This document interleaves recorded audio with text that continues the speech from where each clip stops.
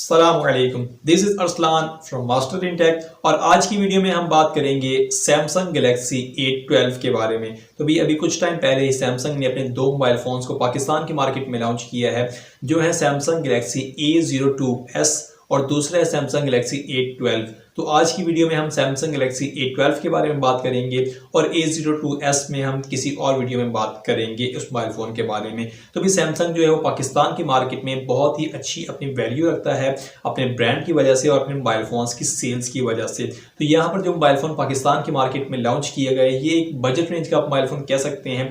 इसमें पाकिस्तान की मार्केट में दो वेरिएंट्स को सैमसंग ने लॉन्च किया है, 4GB RAM 64GB internal memory के साथ, और इसकी प्राइस है पाकिस्तान की मार्केट में 29,000 रुपए। और इसी के साथ जो दूसरा वेरिएंट है 4GB रैम 128GB मेमोरी वाला, उसकी प्राइस पाकिस्तान की मार्केट में कुछ 33,000 रुपए रखी गई है। तो आज की वीडियो में हम बात करेंगे इस मोबाइल फोन के बारे में, देखेंगे क्या है इस मोबाइल फोन की स्पेसिफिकेशंस, क्या ये mobile phone value for money है और आपको ये मोबाइल फोन कंसीडर करना चाहिए, बाय करना चाहिए या नहीं। तो वीडियो स्टार्ट करते हैं। सो मेक श्योर कि आप इस वीडियो को शुरू से लेकर एंड तक जरूर देखें और अगर आपको ये वीडियो अच्छी लगी तो इसे लाइक करना मत भूलिएगा, क्योंकि आपके लाइक से बहुत ज्यादा मोटिवेशन मिलती है। तो अभी वीडियो स्टार्ट करते हैं इस मोबाइल फोन की बिल्ड क्वालिटी, डिजाइन और डिस्प्ले से।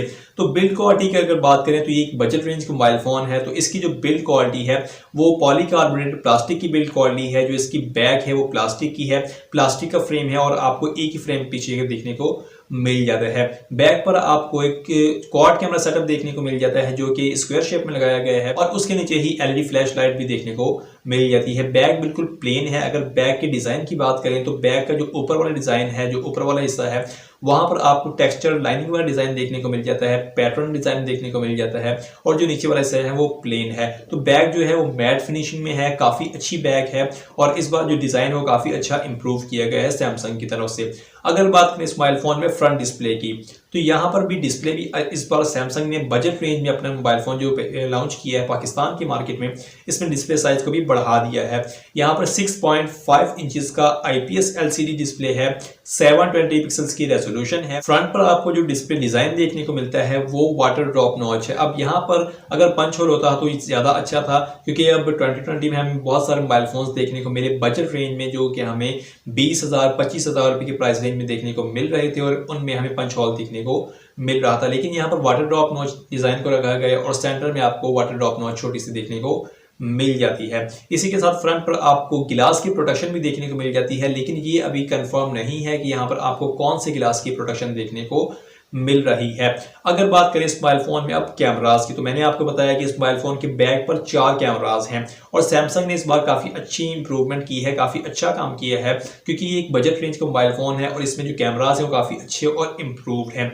बैक पर 4 कैमरास है। मेन कैमरा 48 मेगापिक्सल का है, 48 मेगापिक्सल का मेन कैमरा है, उसके साथ 5 मेगापिक्सल का अल्ट्रा वाइड एंगल कैमरा है और 2 मेगापिक्सल का मैक्रो और 2 मेगापिक्सल का डेप्थ सेंसर है।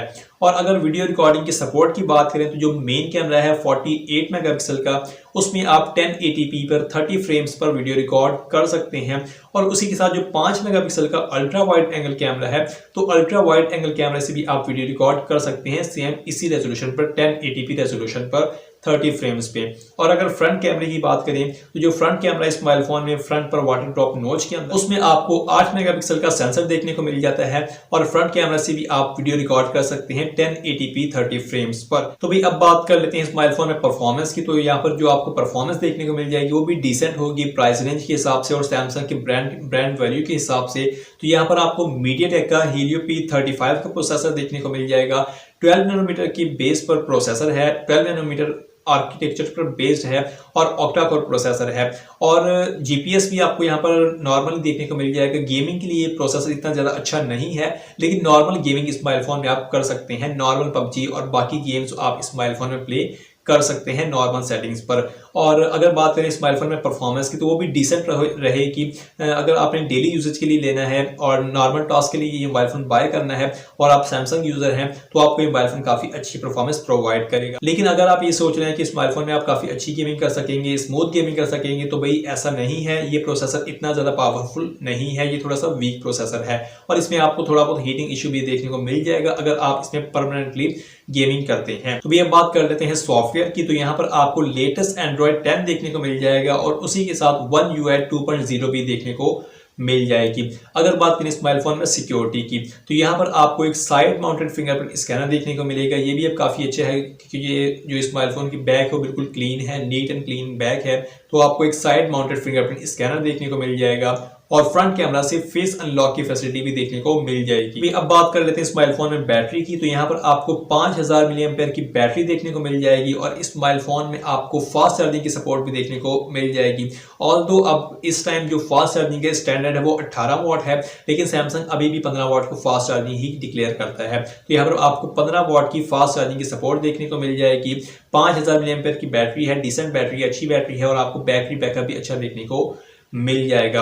अगर बात करें इस मोबाइल फोन में कनेक्टिविटी की, तो यहाँ पर आपको टाइप सी की कनेक्टिविटी देखने को मिल जाएगी जो कि काफ़ी अच्छी बात है और उसके साथ आपको 3.5 mm का जैक भी देखने को मिल जाएगा, एक डेडिकेटेड माइक देखने को मिल जाएगा, एक्टिव नॉइस कैंसलेशन भी देखने को मिल जाएगी।